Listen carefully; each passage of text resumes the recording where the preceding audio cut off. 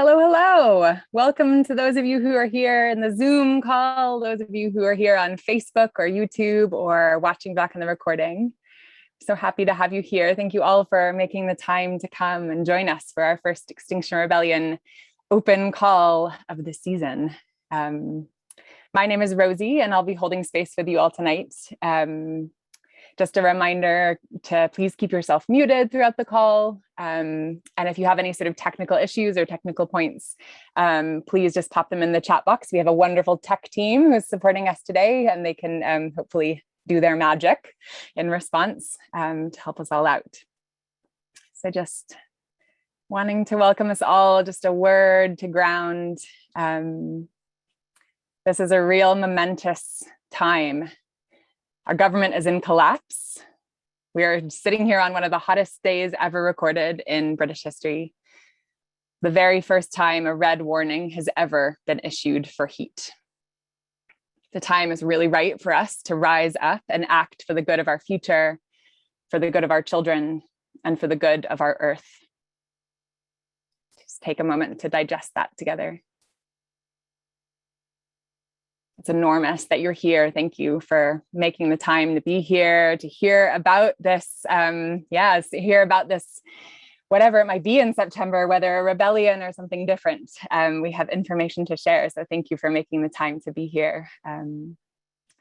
Let's just take a moment to welcome each other. If you've participated in a rebellion or Extinction Rebellion action before, if you could just unmute yourself for a moment and just give us a hello into the space. Doesn't have to be at anyone directly, just a hello. Hello. Hello. Hello. Hello. Thank you. Thank you. So wonderful to hear your voices. Also, if this is your first experience with Extinction Rebellion, you are so welcome here. I invite those of you who are new to Extinction Rebellion to unmute yourself and also make some noise. Say hello into the space. Hello. Hi. Hello. Thank you. Thank you for being here. So wonderful to hear you. And welcome also, I've said it already, but welcome to our Facebook crew, our YouTube viewers, anyone who's watching this on recording. We can't hear you, but we celebrate that you're here with us in the virtual space. So thank you all. I'm going to start by just talking a little bit about the structure of what this open call will look like. And then we'll get into the material. So we're going to start by just kind of reminding ourselves of this crisis moment that we're in, and setting that foundation for action, the action that's that we're planning towards for September.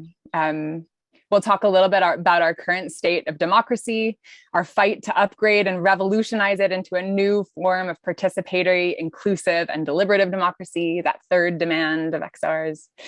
And then we're going to hear about the plan for September, the big meat, the plan for September, and how you can get involved to make that happen. After that, we're going to just move on, spend hopefully about half the call in a Q&A session, really hearing your questions, the curiosities that are active for you. So please just keep track of your questions as we go and post them in the chat, either when they come up for you or later when we open the Q&A session. We have, as I mentioned before, we have a wonderful tech team who can sort of capture them and put them and save them for that Q&A session too, so we can make sure we come to them. That's true also for if you're here. Nuala mentioned we might be having some technical difficulties with Facebook and YouTube, but if you are here somehow connected up, also feel free to post your questions in the chats on those forums as well, because we have people who can capture them there. Please keep them coming. And then the plan is to finish by 9 p.m. No promises. Timekeeping is not always my strong suit, but I'm going to do my best. We're going to try to finish by around 9 p.m. And we'll go from there. I'm going to speak a little bit to the September planning process. So this is our first forum to open this up to you folks in this way. But there's obviously lots of planning going on in lots of different spaces. So in terms of these open calls, we'll be running these every 2 weeks, starting from today, the very first of the bunch, with more information, as much information as we can give you as soon as it's available. We've really done a lot of reflection and learning from the past, wanting to make sure that you have access to the information you need as soon as it's available. So that's what these are for. Each open call will be different. We'll be giving you new information as well as reflecting on some of the sort of fundamental core parts of what the plan will be. If you can't make an open call, that's okay. We've got you sorted as well. A message will be sent on the Rebellion broadcast channel, the Telegram channel, with some of the really key pieces of information soon after the call. So in the sort of the days following the call. So feel free to sort of access more information or to hear an update from there as well. And we'll also have the recordings on Facebook Live and YouTube for you to listen back to if you feel so called. So I'm just wanting to, before we sort of dive into the content of today's call, I'm just wanting to kind of welcome those folks who are here tonight to present information for us. And that information is gathered from lots of different spaces and lots of different circles around the movement. And the group of us here, the sort of open call crew, is going to be here to sort of answer your questions about September and give you the information that we have at this point. So I'm going to just invite people who are on that open call crew to just unmute yourselves one by one and say who you are. So I'll start. I'm Rosie and I'll be the facilitator tonight. Nice to meet you all. Hi folks, I'm Nuala. I'm going to talk a little bit about the crisis. Hi everyone, my name is Andy and this evening I shall be talking about the dire state of our democracy. Hello, I'm Gully. I'll be talking about the plan.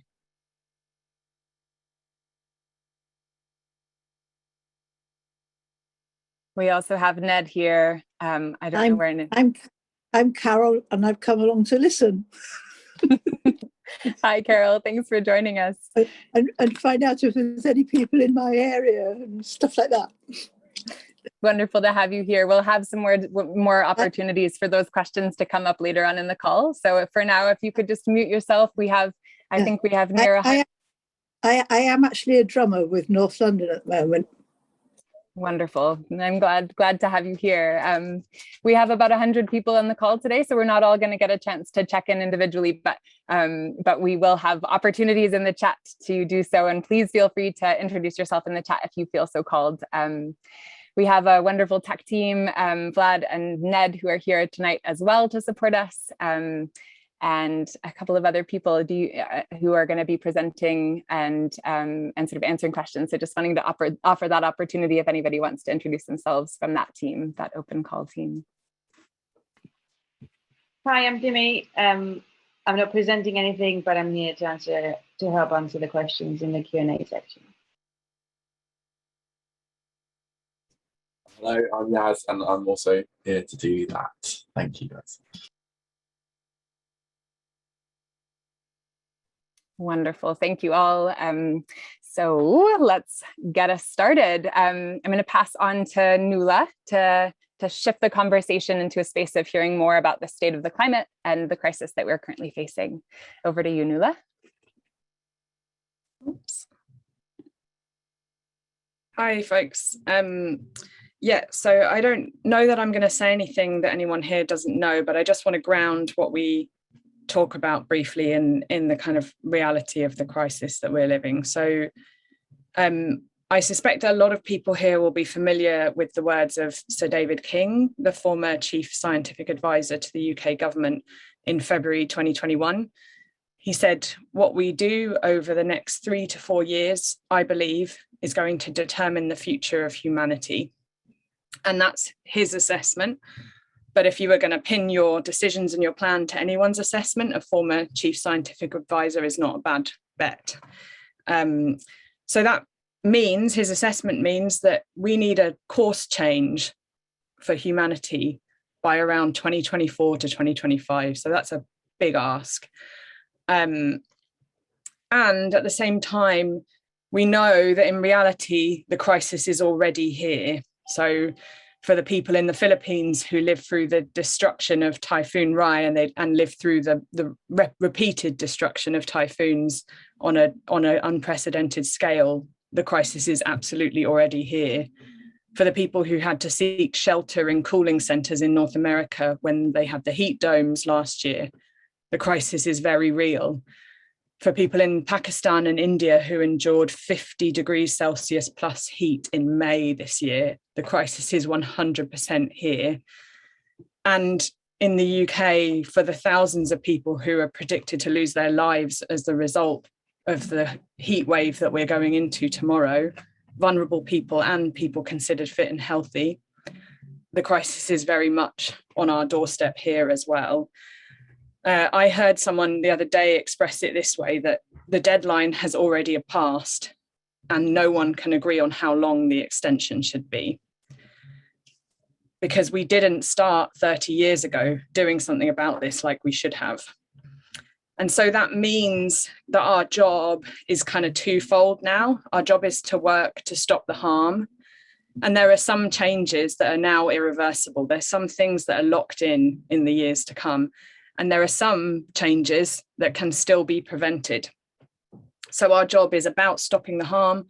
And it's also about preparing to meet the difficult conditions ahead. It's about readying our society and our democracy to rise to the massive challenges ahead and meet them with humanity and compassion and care. And I just wanted to say a little bit, I'm not actually going to say any more, but I'll pass to Andy now, who's going to give us a bit of context on the state of democracy in the UK and what we need from politics in the face of a climate crisis. Thanks, Nuala. Okay, where do we begin? So we're obviously living for a time of real uncertainty. We've currently got lots of political turbulence, and not only are we in a state of kind of like multiple crises, cost of living crises, climate crises, and a whole load of other ones all thrown in. We're also living in an era of democratic anxiety, right? And over the last few years, what we've really seen is a major shift globally towards authoritarianism. And here in our own country, that was accentuated by the COVID-19 pandemic. And our government has been pushing through a raft of overwhelming legislation, which is designed with the sole purpose of purely tightening its grip on power. So we have the Police Crime Sentencing and Courts Bill, which is the one a lot of people in XR know about. But we also have the Nationality and Borders Bill. We have the Elections Bill. We also have the Online Safety Bill. And there's a Judicial Reviews and Courts Bill. And then on top of all that, our government are looking at reforming the Human Rights Act. So this massive legislation that is currently being pushed through and largely hidden behind a media blackout, so that there isn't an option for the public to be aware of a lot of this stuff. It will create the conditions basically in Britain to become a full-blown police state. And those expanded police powers, coupled with the Judicial Review and Courts Bill, for example, will give the government overreaching powers to influence the courts and silence any dissent coming from the population. So just to be really, really clear about this, these changes in law that are coming in these bills are designed to consolidate the government's power and make it harder for them to be removed. And at the moment, there seems to be an all-time low in kind of political accountability. We've got a weak opposition, we've got a complicit press, and we've seemingly got kind of failing stops and balances. And what we've seen recently is kind of like scandal after scandal, lie after lie. And while that's been going on, our democratic right to protest and speak out about these things has slowly been eroded. So there are lots of people in the country who are celebrating the Prime Minister's departure. And that means that we need to mobilize harder than we ever have done before to counter the complacency of those people who naively think things are going to get better now, right? No one can be as bad as Boris. But what we're already seeing is like no end to political backstabbing in the leadership race to see who takes over. And what we're likely to see is one ruthless, unelected leader being replaced by someone of equal footing, or possibly worse. So the party will still be in power. So we're not really likely to see much change. And whilst all this kind of political distraction's been happening, largely against a distracting kind of Brexit backdrop, we've virtually witnessed like no movement on the climate in those 3 years since they declared an emergency. And the government, as they increasingly utilizes their authoritarian tactics, the climate movement needs to respond to that with some kind of counterpower. Because at the moment, the political voice of this government simply does not reflect the voice of the population, and that drastically needs to change. So the current system has proved incapable of making the long-term decisions needed to deal with the climate and ecological crisis. And the climate movement is frequently accused of not offering solutions. Just a couple of days ago on the Jeremy Vine show, Claire Farrell was challenged on this. But we do have solutions, and we believe that XR's third and arguably the most radical is the answer, and that's citizens' assemblies. They offer inclusive, participatory politics that are capable of making kind of urgent and really, really tough decisions through an amazing deliberation process using ordinary people. So citizens' assemblies can empower people, and they can empower communities, and they can empower entire countries to make these important decisions that is in a way that is fair, it's deeply democratic.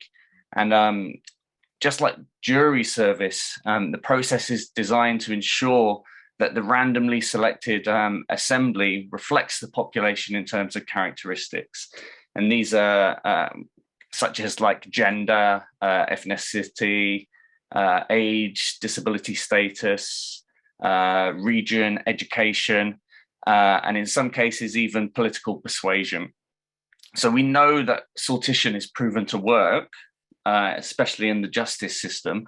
So why can't it be used in making some of the most important decisions that humanity has ever faced? So the results of citizens' assemblies would give great social legitimacy. It would be truly leveling up at the political playing field. And it would give a voice to those people who are currently feeling disenfranchised. And it would be a system of true democracy. And during September, Extinction Rebellion will be demonstrating this model of democracy and allowing people to connect with their power and learn how to really, really use it. And we're inviting everyone to come together and truly address the issues that concern them with like a radical openness of conversation and what it really, really means to be human and what it means to act with love. And what Britain needs right now is this radical reshaping of the political system. And I'm going to hand over to Gully now, who's going to tell you all about how we're going to do that. Thank you. Thanks, Andy. This is the first time we've done this. That's the first time I've heard that from Andy. Thank you for that. Okay, so this is quite nerve-wracking, giving you the plan that we've been working on. I'll start by saying, just like the April Rebellion, my face is so big. Okay, just like the April Rebellion a few months ago, we're setting out to try something different with this design. And to guide us, we decided early on to set some clear objectives for this rebellion so that we can define our success on our own terms based on a strategy that's longer than simply month to month. For September, we want to do 3 important achievable things to get us closer to getting our demands met. And those 3 things are to make mobilization work fun, genuinely rewarding, and a focus for everyone in the movement, to make citizens' assemblies relevant and inspiring for everyone, and to grow Extinction Rebellion in numbers and develop our vision for the future. So this September, we'll build on the work we've already done and lay the groundwork for a period of mass mobilization like never before. So we'll begin with 2 audacious launch actions done by affinity groups, and the actions will directly expose the absolutely dire state of our democracy that Andy's just been talking about, and help direct the national conversation to the key thing that we really have to offer, which is the alternative, our truly revolutionary third demand, citizens' assemblies. After those launch actions, transport will be organised to bring people to London on the evening of Friday, the 9th of September. For those who are able to be in London on the Friday, we will do a mass paint the streets that night, all together, covering the capital with visions of the alternative world that's possible and an invitation to help build it. An invitation to everyone who's pissed off, rebels and non-rebels alike, to come together and build our strength right under the nose of Westminster, publicly setting an intention to create a diverse opposition that can win, as well as survive what's coming. Then from Saturday the 10th to Tuesday the 13th, we will occupy a green space in London, creating a festival of resistance 5 days after the announcement of the new Prime Minister. The invitation to the public will be to learn about the power and real achievements of citizens' assemblies and how civil disobedience can bring urgent social and political change, to experience solidarity and resistance in a space held collectively with love, and to explore a vision for a different future. And the invitation to other movements is to join us, share your work and your knowledge with us, and let's build something stronger together. For rebels, the invitation is one to roll up our sleeves and world build together. On the morning of Saturday the 10th, we will create our site, our occupation collectively from the ground up.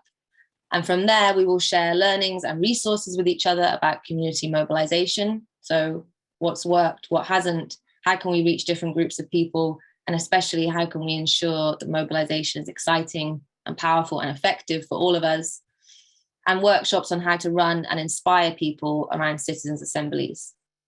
So the intention is to co-create a temporary occupation with rebels, regions, and local groups invited to take on different elements in a decentralized plan that will fill our space with music and art, direct democracy, and the tools and ideas of resistance and regenerative culture. During these 3 days, we will hopefully become experts in people's and citizens' assemblies so that we can share them with our communities in a meaningful way. This means we'll practice using them in our decision-making, with the option to choose together whether and how to go out with a bang on the Tuesday. We've thought carefully about the PCSE bill, and there will be opportunities for people to test and defy the bill if they choose to, but the main activities will be inclusive and accessible as we look beyond ourselves to build a truly mass movement. After the 3 days of being together in London, the rebellion will go on the move for a period of regional mobilization. Together in London, we will launch our fleet of rebellion buses, which will travel the length and breadth of the country, visiting local groups. And the mission of the bus at each stop is to celebrate the work of local groups and offer practical help as well as tools and resources, and mobilization, citizens' assemblies, anything else that we can, any other expertise and resources that would be useful to your local group that we can send to you. Through the physical journey of these buses, we will weave together a story of our time, building a narrative across the movement and the country, a narrative that we're all in this together, and together we can get ourselves out of it. Collecting voices from Cornwall and carrying them to Edinburgh, we'll get to the heart of what people hope for and fear. We'll talk with our neighbours about citizens' assemblies, about the magic of people power, and we'll invite them to pledge to join us in rebellion with a strong, clear, credible call to action. That is a plan to secure a citizens' assembly and an end to the fossil fuel economy in spring 2023. That is a plan that will only work, but it will work if enough people commit to joining us. Now, we're still working on the final piece of the puzzle, that is how to close that rebellion period. Other movements and coalitions are making plans for an autumn set to be filled with direct action. So there's a massive opportunity to collaborate in mass civil disobedience in October, which could pave the way for a shared victory, a win for people, not any one group or campaign, but all of us next year. So that's the plan. Just going to recap quickly. It's phase 1. Before the 10th is the audacious, spicy action focusing on democracy and citizens' assembly and demanding a response from our government. Phase 2, from the 10th to the 12th, is 3 full days of our resistance festival in London, inclusive, radical, visionary, and open to everyone.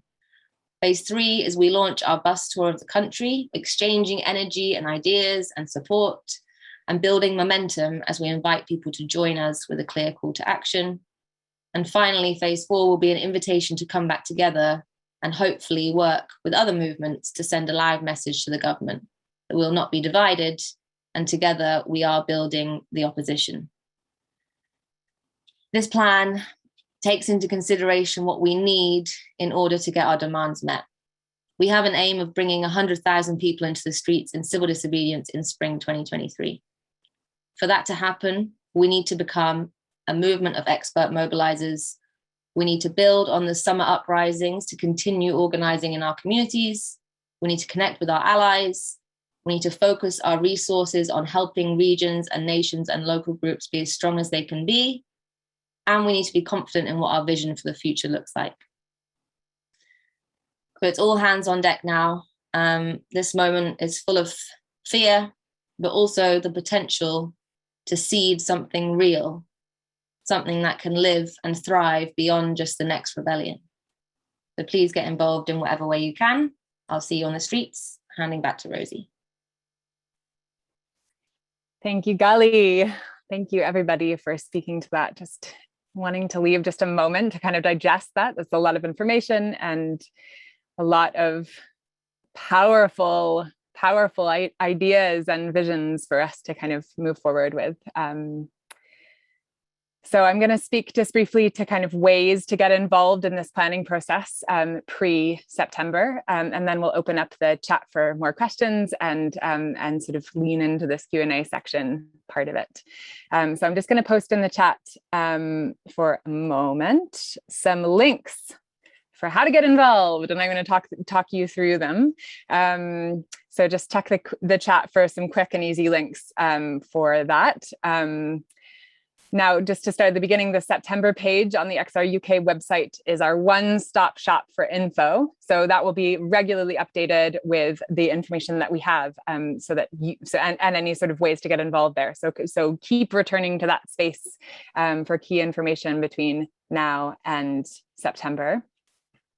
If you're interested in volunteering some time, whether that's 2 to 4 hours or sort of a bigger role, the volunteer page on the website is also an excellent resource, where this list is sort of that is linked in that chat post, is a list of sort of urgent roles that we're sort of seeking support for in the sort of immediate future. That's obviously not exhaustive. There are like 4 roles there. Believe me, there are lots of other opportunities to get involved, not just as a bus driver, but please as a bus driver too.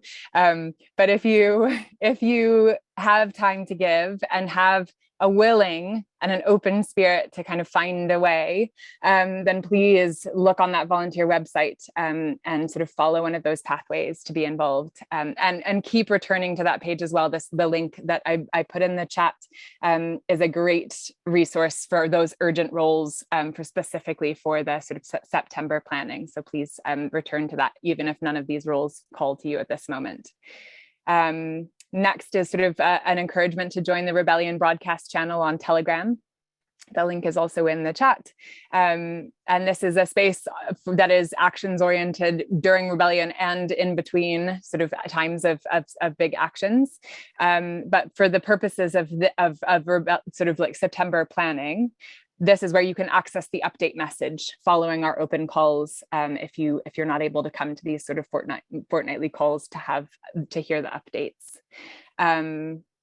There's a general invitation to join your local group. Local and regional groups are sort of such a powerful access point into times of rebellion or into this movement more generally, but also in particular for September, where the whole point of this is that we are traveling around the UK. We are coming to local and regional groups and connecting up, like Gali said, voices from all over the UK and beyond to really hear each other and learn from each other and support each other.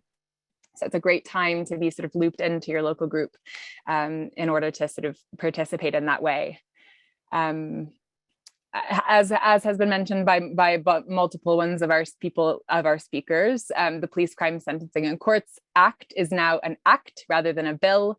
There's an informational call if you're curious about how this relates to this next sort of big time of action, which is on this coming Tuesday, the 19th of July, between 4 and 5:30. The link is in the chat as well. Please feel free to go to that to get more information. We don't have an expert ready to speak on this tonight in the open call. We do have people who have information about it. If you have particular pertinent questions, feel free to put them in the chat and we'll try to answer what we can. And then there's just the invitation to click going and invite all your friends to the Facebook event. The link is also in the chat.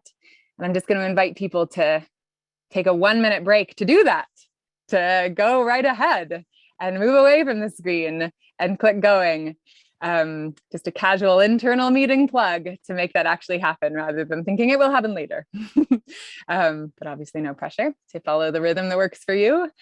Yeah, so I'm going to pause just for a minute while people maybe do that. And then we'll come back in just 1 minute to open up the space for Q&A.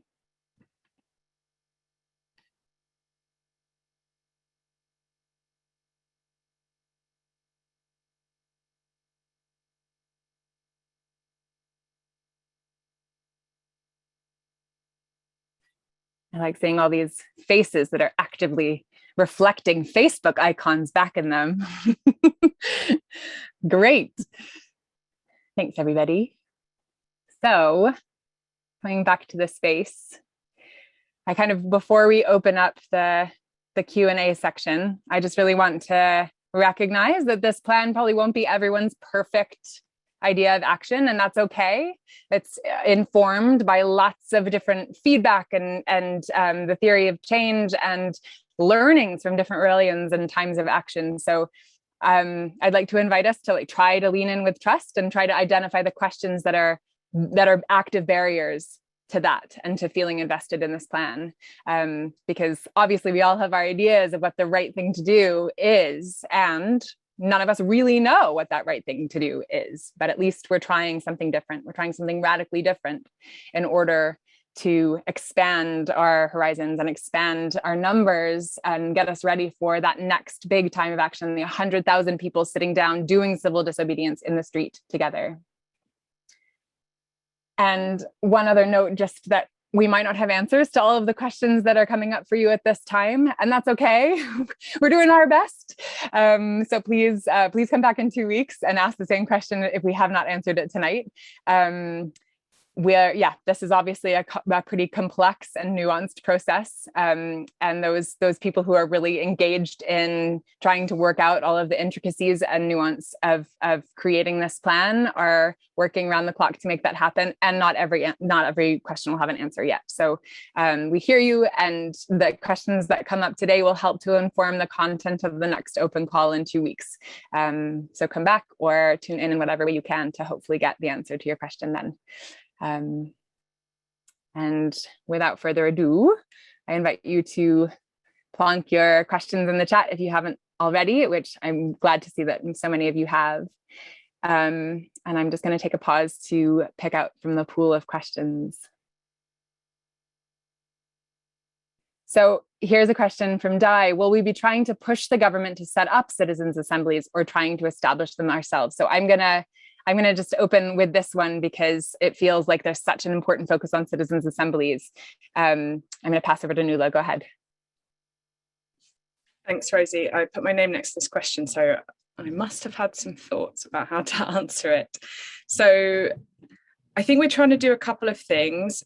What we want is the government to establish a properly funded and run citizens' assembly. XR doesn't want to run a citizens' assembly. We want to make put the pressure on for that to become a politically inevitable situation. And let me think if there's anything else to say that. But what we are doing is trying to increase the understanding of deliberative democracy and participatory democracy in our movement and beyond, because we know from the citizens' assemblies that have been run so far. So we had one very small scale one in the UK after XR's kind of big rebellion in April 2019. CA UK. That I think there's a documentary on iPlayer about that, which is really good, but it was quite limited in scope and scale. And then there's been citizens' assemblies on climate run all over the world, one of the most well-known ones in France. But what we know from those is that if people don't understand what they are, know that they're happening, understand the process that the citizens have gone through who've been part of those assemblies, that really undermines their power, because they're very powerful in that you've got this representative sample of citizens who are receiving expert knowledge and then deliberating on these difficult issues that governments haven't been able to make decisions on. But unless people know that's happening, that a decision has been made by a representative group and the government has been handed that mandate to then make that decision. So for instance, the one in the UK talked about banning private jets, but because people don't know, a representative sample of citizens decided that, there's no power behind that decision. So part of what we're doing is trying to grow the understanding as well as build our movement to be able to put the pressure on to push government to put one in place. Thank you, Nuala. Really, really interesting and really helpful. I'm going to shift focus a little bit to talk about practicality. There are a few questions in the chat about practicals. So where do I need to be? Is it okay to come halfway through? Things like that. So I'm just going to open up with a question more generally. Will there be support for those from different XR groups around the UK coming to London from other parts of the UK or non-XR people more generally? Is somebody able to answer that question?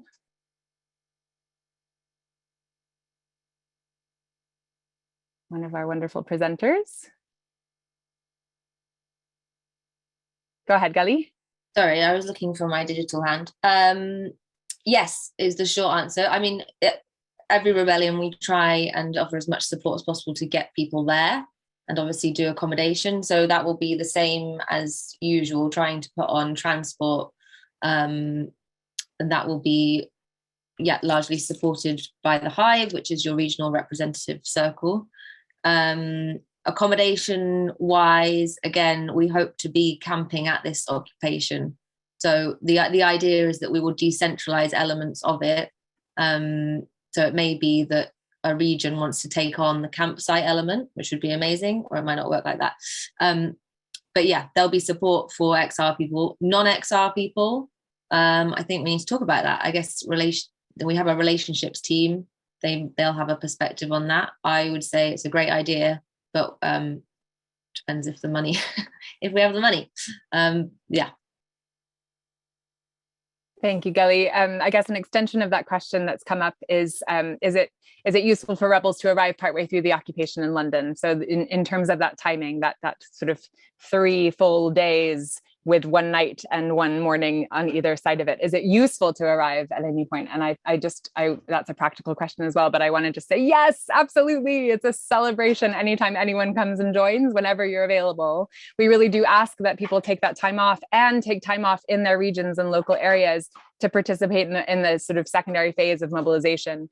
But also, yes, come to London anytime you're available during that occupation is the short answer. Thank you for asking. So I'm hearing a question about how long will this roaming rebellion last? So kind of shifting focus again to talking about the traveling bus tour, and pass over to Andy, who hasn't answered that one. Go ahead. Thank you. At the moment, the roaming bit of the rebellion, there hasn't been an exact timescale pinned down to that. We're looking at mobilizing towards phase 4 that was mentioned, but we're also looking at that mobilizing period, approaching it as a movement with the same energy that we would previously approach any kind of rebellion. So we're encouraging regions and nations and the non-geographical groups of XR to really, really think about that mobilization period as a part of the overarching rebellion, and it not just be a separate thing where you go back to your regions and kind of like sit back until the next big thing happens in phase 4. We want people to really, really actively engage in that mobilization period. And we will be trying to support the regions as much as we possibly can from a central perspective with these buses. And we found we think we found a really good way to incentivize that mobilization period. And what we're looking at is a really, really turbocharged version of 3.5. So at the moment, that mobilization period, we don't have a fixed date on it. But what we do know is that over the next coming months is there's a really kind of ripe conditions for there to be quite a groundswell from the public. We've know that the cost of living crisis is still getting ridiculously out of hand. Energy bills are going to be going up in October. And we also have lots of other movements who are taking action throughout October. And then right at the very beginning of November is COP, and lots of groups will be mobilizing towards COP. So it's looking at the moment that potentially there could be a natural groundswell that happens in October, and maybe that's where we come back together. So maybe that mobilization period is between the end of that 3-day period in London and somewhere in October is the kind of logical tactical place for it to be. But at the moment, yeah, we don't have a definitive answer for that. Thanks, Andy. To be continued. It will come. The answer will come. Thank you for speaking to that. So the next question is, what makes you think that we can achieve our original goal of mass mobilization in the next 9 months? Good question. I'm going to pass over to Yaz to answer that one. Go ahead. That's actually not me. Somebody else has written their name down for it. Ooh, controversial. I wonder, I see your name. Who else would like to be there? Right, I guess I can punt at that one. I mean, I think that the key to mobilizing all these different people is to identify the problems that people are experiencing in their daily life. That's core to our model of change. Is 3.5. Erica Chenoweth's model talks about the moment being the thing that people feel like for a while they would have stepped up, but they hadn't felt like the time was right. And because of our state of political government turmoil, what we feel that we need to start doing is connecting to the powerlessness that people feel in their democracy, the disenfranchisement, and to show them that there's an actual vision for a democracy that's different, that is inclusive, that actually cares about being informed, and just by highlighting the positive visioning, this positive solution basis of what it is that we want to change, we can help mobilize people because they feel a lot more invested and inspired. I mean, the evidence suggests that, right? So there's evidence, for instance, that people who engage in some kind of participatory process, even if that's a people's assembly or something that the bus or the occupation can try and deliver, the evidence shows that people end up finding a strong affinity for that process itself. So we need to make sure we're communicating citizens' assemblies because they're different to people's assemblies. We're about system change, like meaningfully restructuring power in this country. But we can do that by having people engage in that deliberative process, and that can be really mobilizing. So we want to combine that with our different Project 3.5 and other mobilization efforts and bring people together. We feel like that's what we need. So that's the justification there. That's how we think we can try and mobilize in the next 9 months. Amazing. Thank you, Yaz. Next question is, what will actually be done in this rebellion to pressure the government to change its policies? Or is it just a rebellion focused on recruitment? Anyone feeling eager to take that one?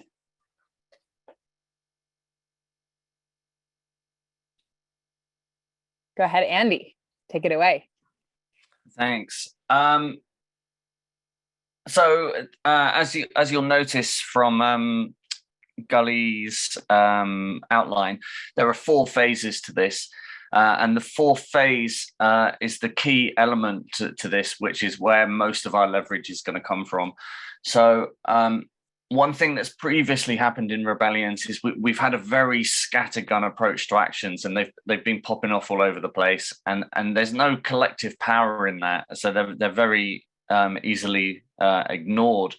So the idea about the rebellion is that we come together and we act as one, and we show our strength and power in that way. So after that period of mobilization in phase 4, that's when we come back together, and that's when we will be taking action, and that's where most of our leverage is going to come on towards the government, when we act together collectively with power. So we're looking at building towards that in phase 4, and that's where all the leverage is going to be. Amazing. Thank you, Andy. I'm seeing a lot of questions in the chat about citizens' assemblies, and while I, there's lots we could say about the specifics of citizens' assemblies, I think I'm going to look to Nuala. I think the plan is to have a citizens' assembly specific speaker come to a future open call to go into more detail about that. So I think we keep your questions coming, and we will gather them. If we don't have specific answers for them today, then please we'll direct them at the person who has more answers than we necessarily do. So I'm wanting to just kind of like bookmark that for a session that can be specifically on the details, the intricacies of citizens' assemblies. And a couple of you are asking questions about like those of us who don't have those answers going to trainings, and absolutely that will be a part of the plan, including when we're in London together, that focus on citizens' assemblies will not just be about talking about it and preaching to it, about to other people, but also really digesting that information, digesting that process, and modeling it for ourselves as well. So I just kind of wanted to name that into the space for those people who are curious about the intricacies and details of citizens' assemblies and how they work. I want to also come to the next question, which is sort of what there's an eagerness for more information about the visioning side of things that's being proposed for the first section. And my understanding of that is in the occupation in London, but if it's not, please clarify. That's Etienne's question. So please clarify if you're meaning something different than that sort of occupation in London. And I'll pass over to Andy, who has an answer for you. Go ahead. Thank you. Sorry, I seem like I'm answering a lot of questions.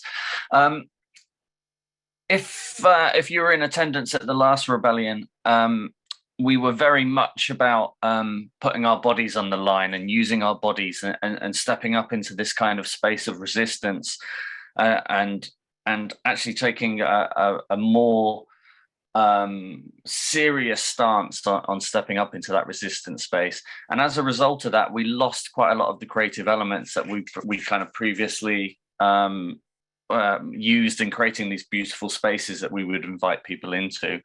And what we found at the last rebellion is when we were delivering the MVDA trainings in the morning, we were getting a lot of new rebels, like probably about between 70 and 80% of the people we were training were all new rebels. And so they had never had some of the experiences that a lot of other rebels had in previous years, especially in places like 2019 on Waterloo Bridge, where we created these beautiful spaces and really gave an example of the vision of what it was we wanted to achieve.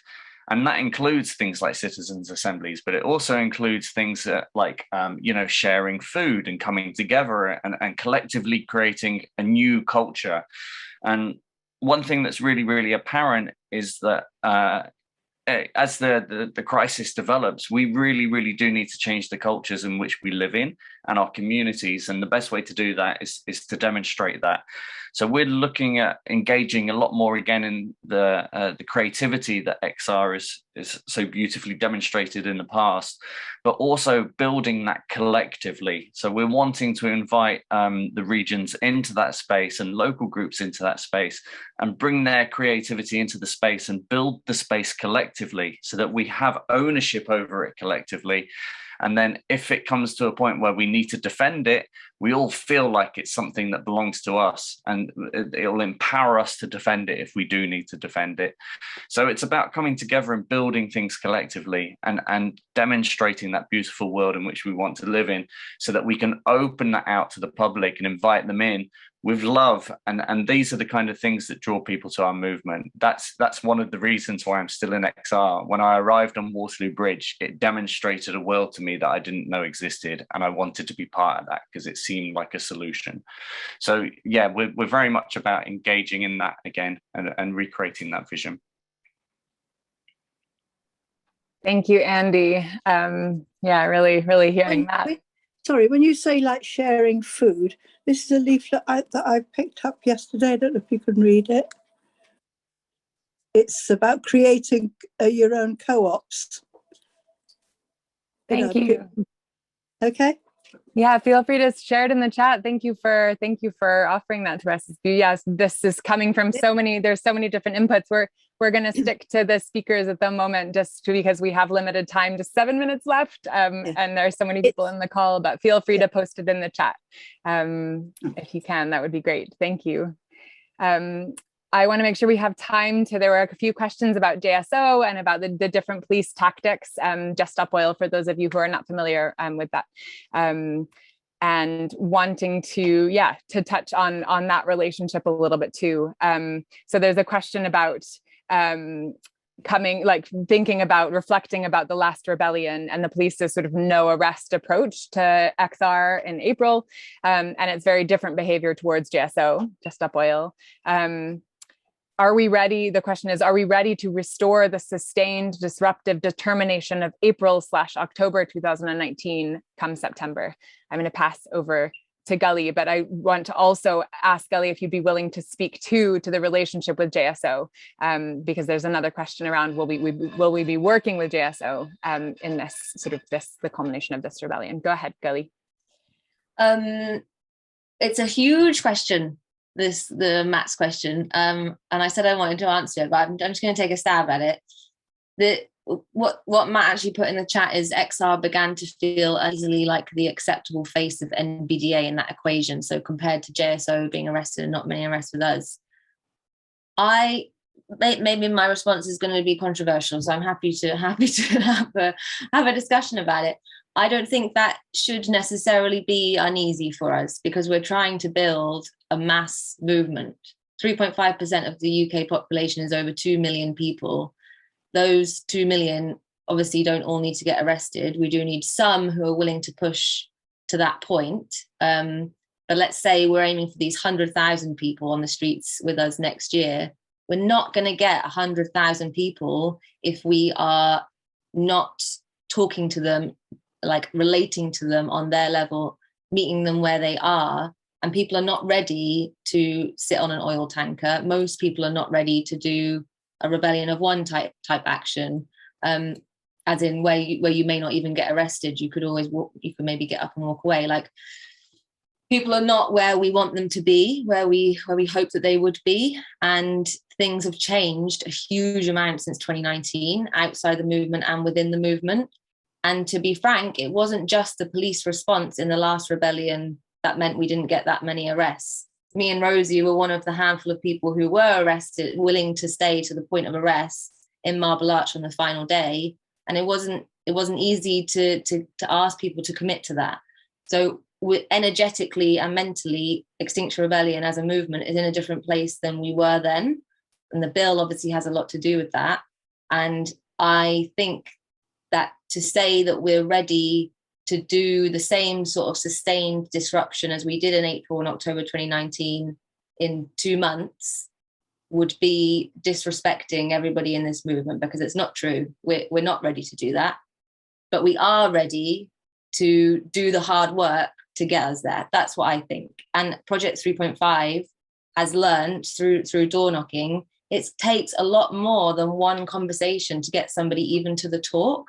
Like, because Extinction Rebellion has a bit of a reputation now, and people are fucking terrified of the climate. And the more scared people get, actually, the less action they're willing to take, it feels like. It takes a lot more than one conversation to get people to engage with us. So we need to do that deeper, sustained work before we say we're ready to bring the government to the negotiating table. I think we can do that. I really think we have a credible plan to be doing that, especially if we look outside of ourselves and are prepared to work with other movements in spring next year.